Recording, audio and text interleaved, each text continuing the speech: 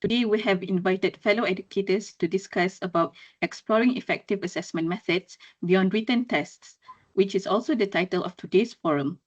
As we all know and aware of, the traditional written test has long been the go-to method for evaluating student understanding and comprehension. Nevertheless, as education evolves to meet the needs of diverse learners and real-world applications, it becomes imperative to explore alternative assessment methods to be more inclusive and capture a better picture of student capabilities. So the purpose of this forum discussion is to share insights, experiences, and best practices as well as to explore the various assessment techniques that can enrich the curriculum, enhance instruction, and provide a more comprehensive evaluation of student learning outcomes. For our forum panel today, I'm Hasha, the moderator, and we are joined by a Curriculum Division Officer at the Ministry of Education, Mr. Aizat, as well as fellow educators, Ms. Mitchell, an English language teacher at All Saints Secondary School in Kota Kinabalu, Sabah, Ms. Yasmin, a science teacher at SK Falda Jenta in Pahang, Ms. Nisha, a social sciences lecturer at the Management and Science University MSU, and Ms. Fernanda, a lecturer at the Institute of Teacher Education. Since we will be discussing about the effectiveness of alternative forms of assessment, this forum is therefore divided into 5 parts according to the following alternative assessments that also serve as the main discussion points. Now let's begin with the first part, that is on oral tests. For this part, I would like to invite Ms. Mitchell, who has been teaching English for more than a decade in secondary schools. Ms. Mitchell, based on your wealth of experience as a language teacher, can you share the advantages and challenges of conducting oral tests? Good day, Ms. Harsha and fellow panelists. I am teacher Michelle, so I am pleased to contribute to this forum. In my opinion, oral tests provide teachers and learners with opportunities that go beyond the traditional paper-based testing. So the benefits are multifaceted, covering pedagogical, emotional, and a lot of dimensional as well, where it is more balanced and humanistic form of education as envisioned by the Malaysian National Philosophy of the Education. Oral tests have the crucial benefit of providing authentic insight and information that cannot be obtained through written tests only. From my experience of conducting countless of oral tests, I wasn't just able to examine my student language grammar, vocabulary, pronunciation, but I also able to evaluate their speaking fluency, appropriateness of the expression, listening skill, correct tone, listening the ability, and also the initiative in asking the clarification. These elements are often difficult to access through written assessment alone because it is difficult to dive into the student feelings through the written assessment. Another major benefit in this is the immediacy of the feedback. Unlike the written test, oral tests often include direct the interaction between the students and teachers. This allows for a real-time interaction, encouragement, and the clarification, which significantly support the language development. I will usually allow my students to redo the assessment until both me as the examiner and my student who I am examining are satisfied. This has actually proven to foster a growth of mindset and reduce their fear to failure among my students, encourage them to learn from mistakes and improve interactively. I strongly believe that oral tests help to build student confidence and communication skills, preparing them for real-life interaction in the workplace or community. Whether through group discussion, debates, presentation, students develop public speaking, argumentation, and collaborative skill, encourage the spontaneous communication and giving the student an opportunity to demonstrate their ability to think and respond in the real time. This could also promote student-centered learning and active involvement, as well as create a positive learning attitude among the student in a low-stress environment. In terms of the challenge of the conducting this oral test, one of the foremost challenges faced by the educator is time constraint. Teachers are already burdened with the task of preparing their daily lesson plan, which require meticulous planning for both instruction and assessment strategies. Designing oral assessment that align with the learning outcome demands advanced planning, searching for appropriate and engaging materials, and tailoring tasks that suits the various of student proficiency level. This becomes even more daunting if the teachers are responsible for multiple subjects. So teachers are also overwhelmed by administrative burdens, often required to juggle the non-academic meetings, tracking individual progress, imputing student progress into the web-based classroom-based assessment system. Teacher may find it difficult to complete the syllabus coverage while also integrating the meaningful oral assessment. As a result, curriculum goals may be compromised.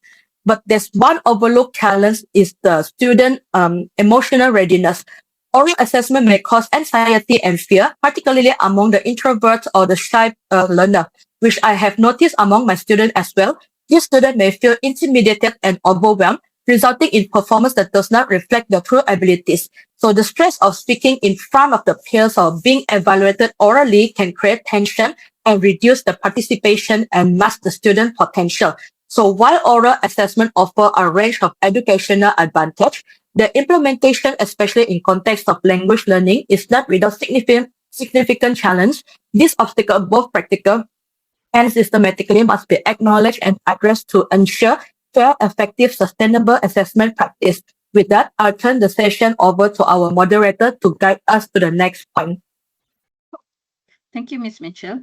In terms of gauging student comprehension and critical thinking skills, how can oral assessments be structured to effectively achieve this objective?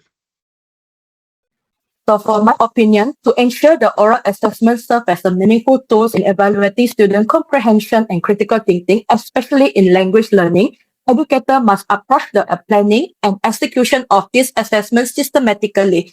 So the process begins with understanding the student readiness, followed by the clear communication of performance and expectation, utilization of the varied oral tasks, and the structured documentation.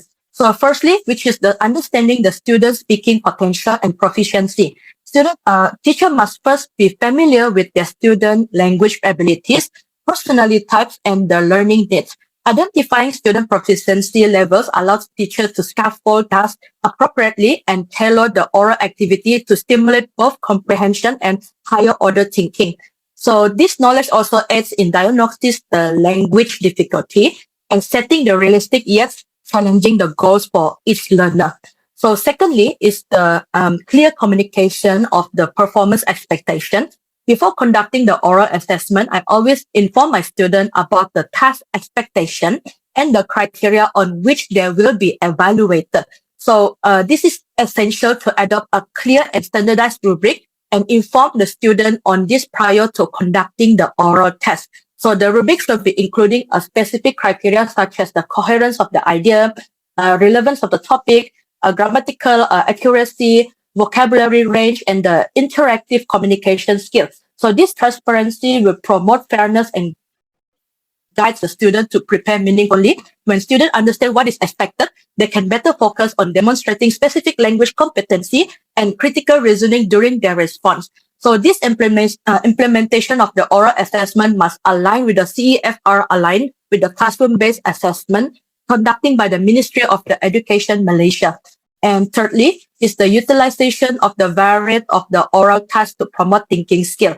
So oral tests should incorporate a range of task types, each targeting different level of the Bloom taxonomy. So this may include directed response tasks for recalling the facts and the vocabulary, picture cue tasks to promote description and inference, reading aloud to access fluency and pronunciation, conversational exchanging or oral interview to evaluate the comprehension and the spontaneous language use, role play, group or pair discussion, or maybe the debate is to measure the reasoning and perspective taking and communication strategy use.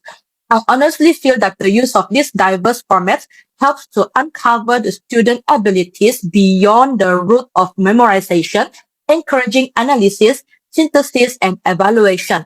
And fourthly, which is the last part, is the structure, documentation, and stakeholder transparency to enhance the reliability and accountability of the oral test. Teachers should record performance with visible and document outcome to a written rubric or checklist. And this is what I always reminded myself. This record can serve as a reference for moderation, parental communication, and administrative review. They also help ensure transparency in grading, particularly in school where multiple teachers access the STEM cohort. So by combining all of these components, teacher can structure the oral test more effectively and gain a holistic view of a student communicative competence and analytic thinking in the language tested. Thank you for the attention. And now I can hand back to Ms. Harsha to proceed with the session. As you have shared with us on the benefits and challenges of conducting oral tests, as well as to ensure that oral assessments serve as meaningful tools to evaluate students, educators must approach the planning and execution of the tests systematically. When it comes to context, then, in what context do you feel that oral tests are most appropriate, Ms. Mitchell, and how do they complement written assessments? Okay. In my opinion, oral tests are most appropriately in both formative setting and as well as the summative setting.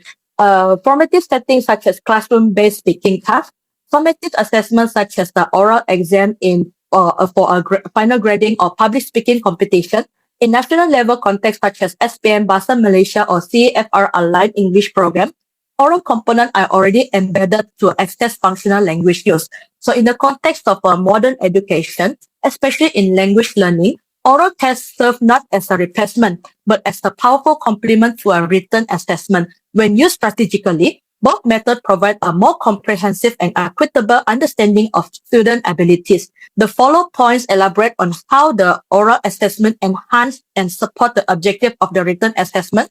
Firstly, is the oral and written assessment reinforce a different language domain, such as listening, speaking, reading, and writing.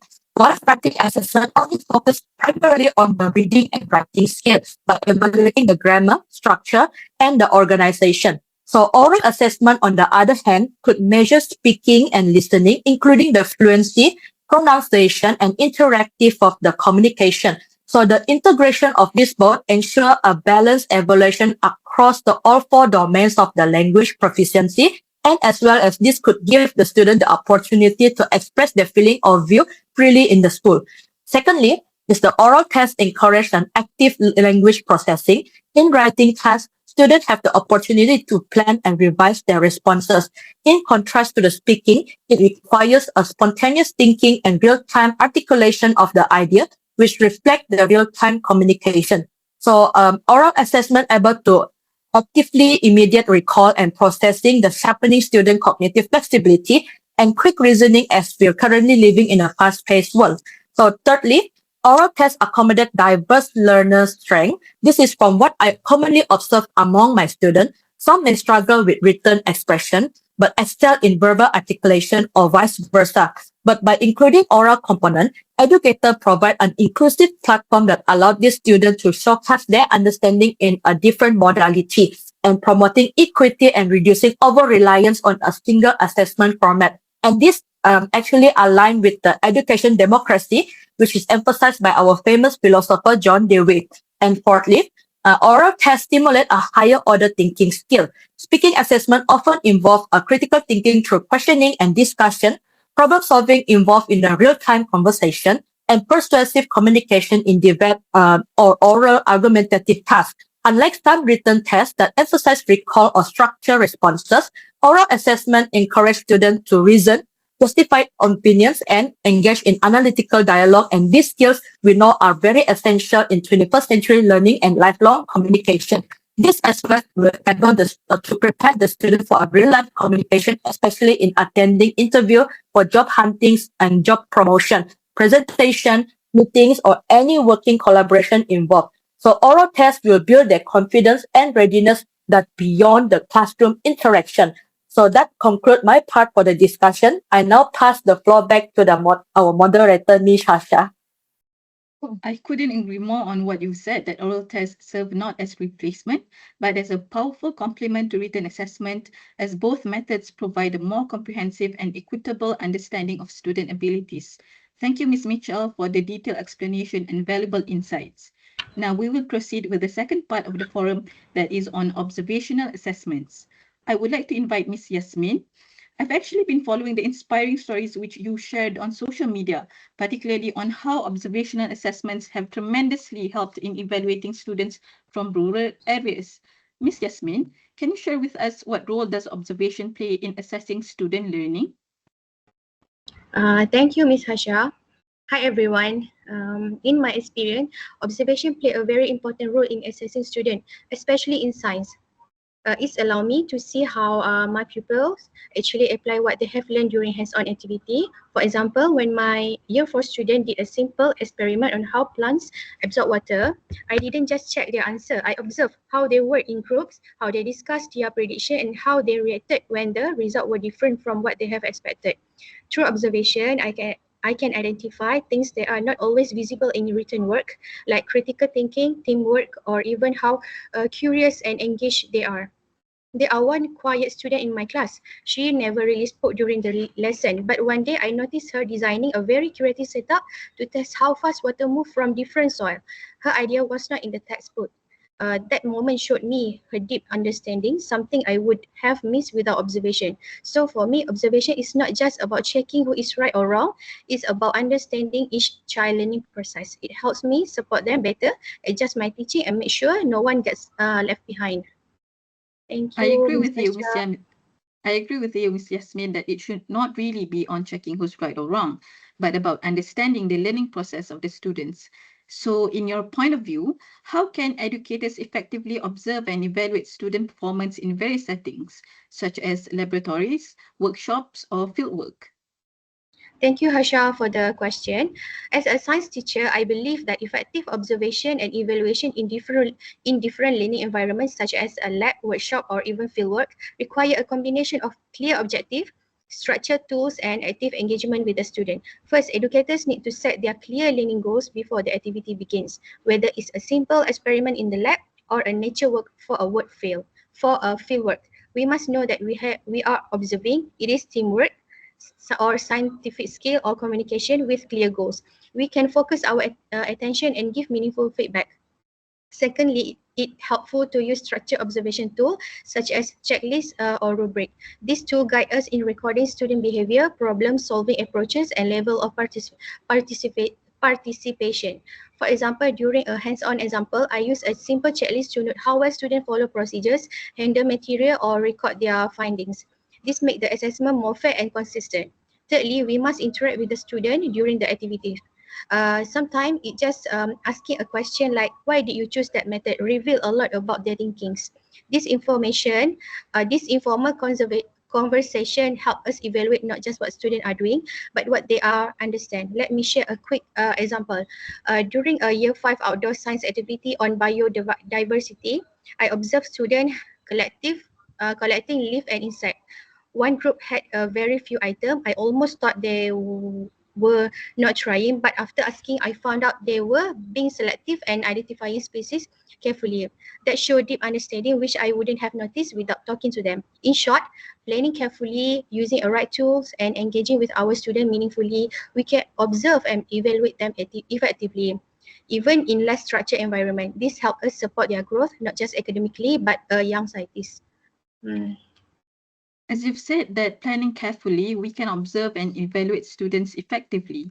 But many have questioned how objective and reliable observational assessments can be. To this, Ms. Yasmin, what do you suggest in terms of the strategies that can be employed to ensure objectivity and reliability in observational assessments? Thank you, Hasha. That's an excellent and very relevant question. It's true, observation can be seen as subjective, especially if we rely on memory or general impressions. But there are clear strategies we can use to make observation assessment more objective and reliable. Firstly, we need to use clear and specific criteria. For example, instead of simply saying the student participated actively, we can define what the looks like, such as asking questions, distributing idea, or following instruction correctly. This helps us judge based on observable behavior, not personal feelings. Secondly, I suggest using a structured tool like rubric or checklist. This tool reduce bias by giving all students the same standard. When I assess students during a science experiment, I use a rubric that covers safety handling, accuracy in measurement, and teamwork. I just take what I see, no guesswork, no assumption. Thirdly, the consistent is the key. If we assess over several sessions instead of just one, we get a clearer and fairer picture of the student through abilities. Sometimes a student may be shy or unwell on that day, but over time, patterns emerge. This improves reliability on our observation. And finally, I believe in keeping records. Writing down short notes immediately after observing help us avoid relying on memory. It also provides evidence if we need to explain our assessment to parent or administrator. To summarize, we can make observation assessment more objective and reliable by having clear criteria, using structured tool, observing over time, and keeping proper records. Observation, when done right, is not just a soft method. It is a very powerful tool to understand our student more deeply. Thank you, Ms. Yasmin, for your valuable insight and suggestions on how to use observational assessment as a powerful assessment tool to understand our students better. Now we'll move on to the third part of the forum that is on practical applications. I would like to invite Ms. Fernanda. In your opinion, how do practical assessments contribute to a holistic understanding of student competency? Thank you for the question. Good day, everyone. It's truly a pleasure to be part of this important forum. Unlike written tests, practical assessment gives us three-dimensional picture of what students know and can do. First is they bridge theories and, for example, a student might know the CPR steps on paper, but unless they can perform them correctly in a simulated emergency, we cannot say they are competent. Second, they assess multiple skill domain. Students are their students use their cognitive, physomotor, and effective abilities. Think of a science student doing an experiment. They are thinking critically, manipulating tools, and following ethic procedure. Third, they offer authentic contextual learning. Students are more motivated when they see how their work applied to the real world. Role play, fieldworks, and simulations give them that authentically. Fourth, they reveal the learning process. With practical tasks, we can see how a student arrived at a solution, not just the final answer. This opens opportunity for feedback and growth. And finally, they support differentiated learning. Some students may not perform well in traditional exam, but thrive in hands-on tasks. Practical assessment allow all students to showcase their strengths. Thank you.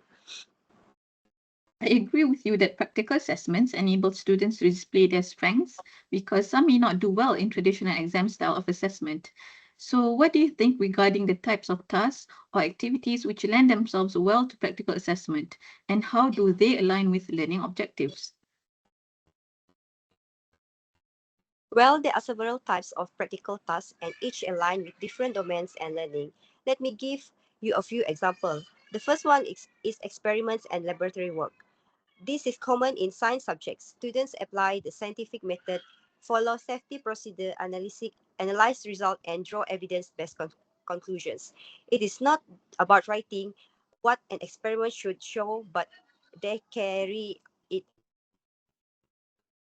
Second is simulation and role play, especially useful in healthcare, law, and customer service training.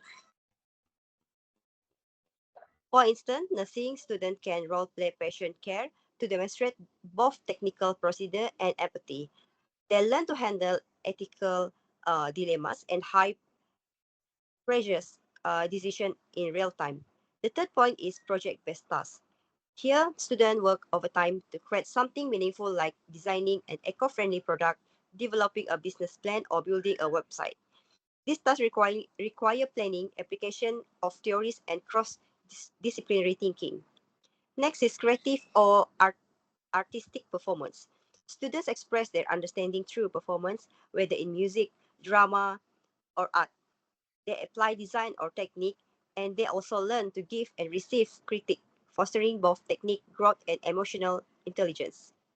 Fifth is fieldwork and observational studies. This is perfect for subjects like geography, environmental science, and sociology. Students collect data outside the classroom, interpret findings, and reflect on social or natural phenomena. Lastly, is technical demonstration and presentation.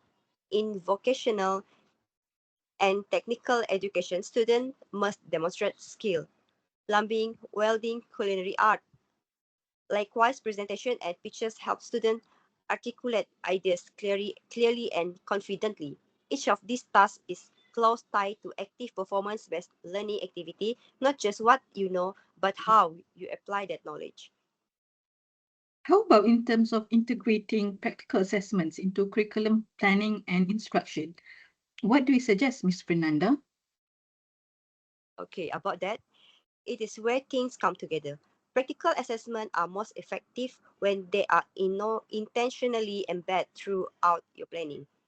Start with clear action-based learning outcome. Use verbal like demonstrate, construct, or evaluate. For example, students will demonstrate effective conflict resolution in a peer mediation role play. Align assessment with what is taught. If you are teaching communication skill, assess it with presentation, not a quiz. Next, embed assessment through the course. Don't wait for the final exam. Include smaller practical tasks along the way to monitor growth. Other than that, make tasks authentic and realistic. Students are more engaged when tasks feel relevant. Ask them solve problems they may face in their future career. Continuously incorporate reflection and feedbacks. After a task, ask the student to reflect what they have learned, what they have do differently next time, and also use rubric for a transparency such as criteria in advance so students know what what's expected. And lastly, plan the logistic. Consider time, space, resources, and safety. Good planning makes execution smoother. That's all from me. Thank you. Thank you, Ms. Fernanda, for the valuable suggestions and explanations. Now we'll continue with the fourth part of the forum that is on fieldwork, projects, and portfolios. I would like to invite Ms. Nisha. As a social sciences lecturer at MSU, you've been the course instructor and supervisor to many undergraduate students. Can you share with us the benefits of incorporating fieldwork, projects, and portfolios into the assessment process, Ms. Nisha? All right, thank you. Can you guys listen to me? Okay. Yes. As a social science lecturer at MSU and having supervised many undergraduate students over the years, I found that assessment is most meaningful when it reflects real-world skill and holistic learning. That's why I strongly advocated for integrating fieldworks, projects, and portfolio into the assessment process. Okay, let me start with fieldwork. Fieldwork gives students the opportunity to step out of the classroom and directly engage with a real environment or community. It's a powerful way to bring theory to life, though through fieldwork, students develop important skills such as critical observation, data collection, ethical reasoning, and most importantly, empathy. For example, when a student interview community members or observe a social issues on the ground, they gain perspective that a textbook simply cannot offer. It's pushed them to think critically and see beyond the surface. Next, we have projects. Projects offer students to take the chance to take ownership of their learning, whether they are working individually or in a group. They learn to manage their time, collaborate with others, and explore topics they're truly passionate about. In social science, this could be a community-based research, a documentary on a social issue, or even a policy review. These tasks mirror real-life challenges, helping students develop problem-solving and communication skills that are essential in any professions. Lastly, I like to highlight the importance of portfolio. A portfolio allows students to track their progress over time. It's not just a collection of assignments, but it's a reflection of their academic journey. They get to showcase their best work, reflect on their learning, and receive continuous feedback. What's more, it empowers students to think critically about their own growth, and it's also something that tangible they can use beyond graduation, whether for job interviews or further studies. In short, by combining fieldwork, projects, and portfolio, we are not just evaluating our students, we are preparing them, we're helping them to become well-rounded, socially aware, and independent thinker, which is exactly what the field of social science calls for today. I totally agree with you, Ms. Nisha, that we're not just evaluating our students, but also preparing them for what's to come beyond school. And these alternative assessments, namely fieldwork projects and portfolios, would help them tremendously. Now, based on your experience and what you observe from your students, how do these forms of assessment encourage student engagement, creativity, and real-world application of knowledge? from my experience as a social science lecturer, I've seen that fieldwork, projects, portfolio naturally foster student engagement, creativity, and the application of knowledge to real-world situations is far more effectively than traditional exams. This form of assessment shifts the students from passive recipients to active participants. When students are given the freedom to explore issues that matter to them, they become more invested in their learning. For instance, I had a group of students conduct fieldwork on the impact of social media on youth behavior. They designed surveys, interviewed peers, and analyzed the patterns because it was relevant to their life. They were fully engaged from the start to finish. Creativity is also unlocked when students are allowed to express knowledge in diverse ways. In one project, students created a community awareness video on domestic violence. Instead of simply writing a report, they use storytelling, visual, and interview to convey the message. This kind of task allow them to explore their strength, either be it in design, communication, or strategic thinking, while still demonstrating academic understanding. Furthermore, this method promotes a real-world application of knowledge. A portfolio, for example, allows students to reflect their learning journey and link theory to practice. One of my students used her portfolio to document her volunteer work with a local NGO, connecting it to theories of social development. This not only reinforced her classroom learning, but also prepared her for a future career path. In short, this assessment form mirror the complexity of real-world tasks, where success depends on understanding, adapting, and reflecting, not just memorizing. They help students become thinkers, doers, and lifelong learners. Such a powerful ending statement you've given, Miss Nisha, and I'm 100% on the same page with you that methods of assessment should help students become thinkers, doers, and lifelong learners. One last question I would like to ask you is that what advice would you want to share with other fellow educators in terms of considerations that they should keep in mind when designing and evaluating fieldwork projects and portfolios? Well, my advice to fellow educator is to be intentional and student-centered when designing and evaluating fieldwork, projects, and portfolio. These methods are powerful, but to be effective, they must be structured with purpose, clarity, and fairness. First, always align the assessment with a clear learning outcome. Ask yourself, what skills of understanding should the students demonstrate through this task? Whether it's a critical thinking, ethical reasonings, or communication skill, the task must give students the opportunity to show that they learn in a meaningful context. Second, provide clear guideline and criteria. Students need to know what is expected of them, especially when the task is open-ended. Rubrics with specific indicator of content, creativity, analysis, and reflection can help both students and educators assess consistently and transparently. Third is the scaffold the process. Don't just assign the task and wait for submission. Break it into phases, proposals, research, and progress. Progress check-ins and reflection. This keeps students engaged and allow timely feedback, which is especially important for projects and fieldwork that spans several weeks. Fourth, consider accessibility and student diversity. Not every student has the same access as resource or field opportunities. Offer flexibility for math or alternative option if needed to ensure equity in learning and assessment. Finally, include a reflection component, whether it's a journal entire or a video, encouraging students to reflect on their process, help them to internalize their learning and improve their self-awareness. For example, in one of my class, students submit a group project on environmental sustainability.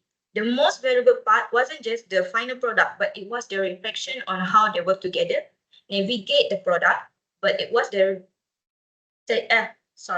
navigate setback and apply theory to design a local awareness campaign. That's where the real learning happen.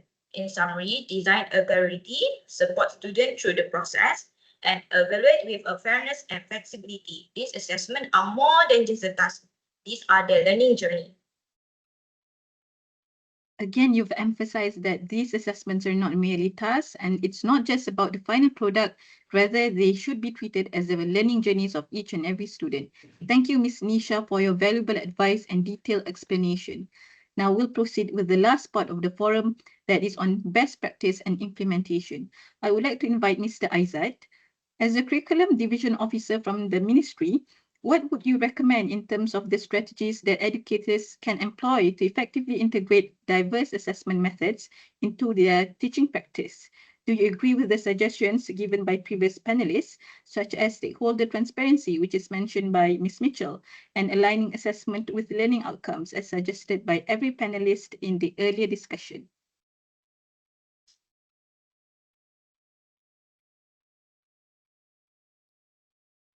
Thank you for the question, Ms. Asha. Okay. Just to give a brief overview of what I do as a curriculum division officer, my work at the Ministry of Education is to ensure that the curriculum developed and implemented aligns with educational goals which are set by the ministry. And then secondly, about whether I agree with the previous panel's opinion, I wholly agree. And then I am very impressed by the diverse assessment methods which were discussed earlier, from oral assessments to practical work, and how they were successfully implemented in all levels of education. Regarding, it was also mentioned by all the panelists that they have clear criteria of objectives. So that is one of the strategies to be implemented. We have rubrics and guidelines, and the objective must be communicated to the students, and as Ms. Mitchell mentioned, to stakeholders before the assessment are conducted. The word transparency that was also mentioned is also crucial, so that students know what is expected of them in completing the assessment and ensuring a fair evaluation for all students. Another strategy which Ms. Nisha highlighted earlier is to align the assessment methods with the learning outcomes.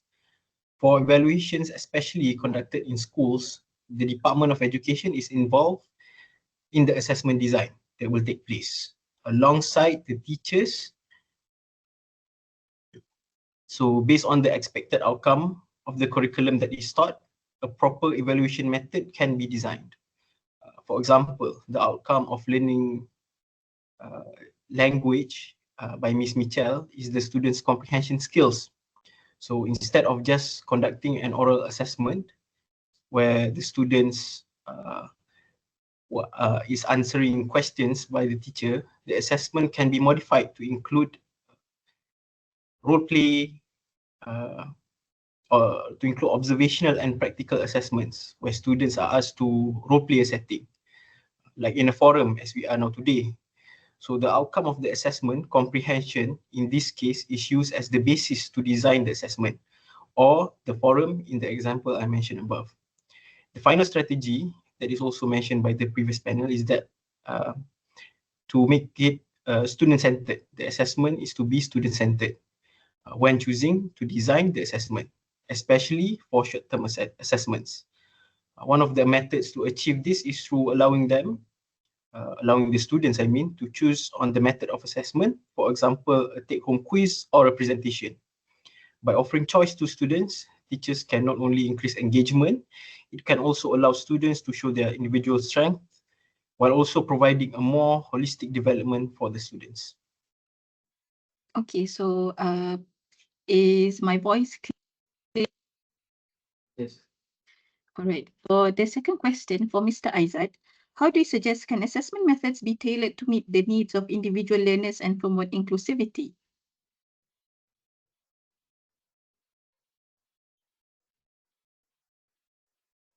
So as the national educational philosophy also emphasized the need for holistic development of all individuals, the diverse methods of assessment that were mentioned are critical to ensure inclusivity for diverse individuals. For example, the practical assessment and the use of fieldwork and project-based assessments mentioned by Ms. Fernanda and Ms. Nisha allow students that may not be able to achieve high scores in a conventional exam-based assessment to show their ability and capability. This is especially the case for students that are planning to venture into the skill-based development. For example, technical vocational education and training, TVET, that the government is currently promoting. I also believe that observational assessment is a powerful tool that should be used by educators, especially to evaluate the immediate level of understanding that the students are on. This can help educators to differentiate the needs of individual students, especially those who are struggling. As I mentioned before, providing choice for students on how they want to be assessed is also something that should be considered. Although this method cannot be used as a replacement for national exams, for short-term assessments, I believe that it could offer students greater motivation in being engaged with learning the subject and stoking interest of the students. One last question for Mr. Aizat. Can you share with us some examples of successful implementation of alternative assessment methods in various educational settings?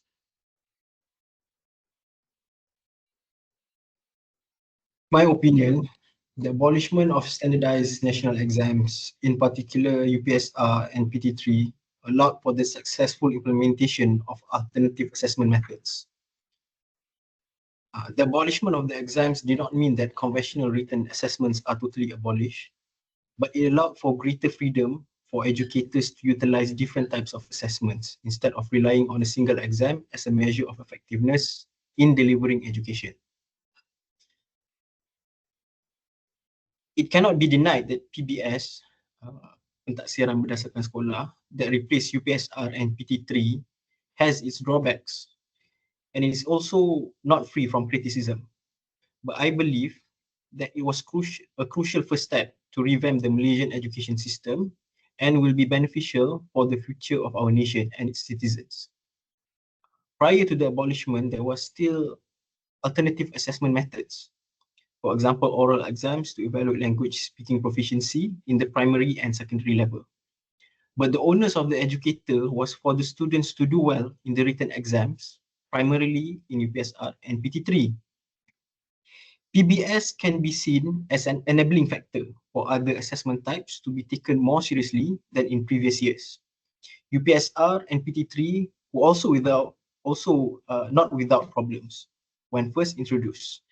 It was through multiple revisions and reviews that the assessment programs were able to be utilized to its fullest.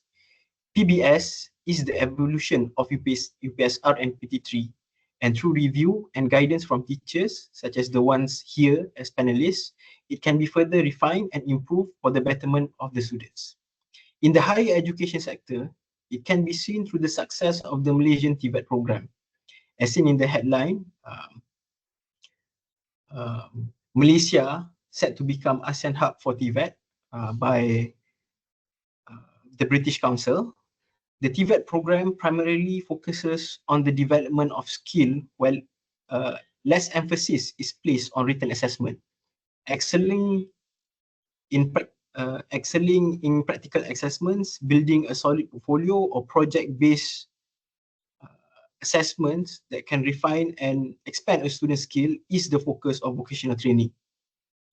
Vocational training is now also done at an earlier age with vocational colleges where students can take SVM, Sijil Vocational Malaysia, or DVM, Diploma Vocational Malaysia, instead of SPM.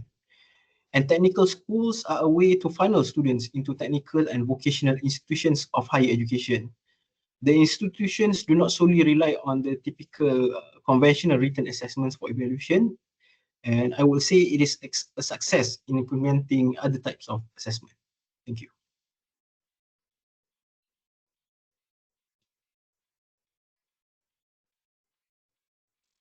Thank you, Mr. Aizat, for your valuable suggestions and recommendations. Before ending our forum, I would like to thank all the panelists for sharing important insights and valuable personal experience in today's forum. Today's discussion highlights the importance of alternative assessments in enriching the curriculum, enhancing instruction, and providing a more comprehensive evaluation of student learning outcomes. I hope that this forum has been beneficial to all of us, especially to our fellow educators. Thank you for listening to this forum and have a great day, everyone.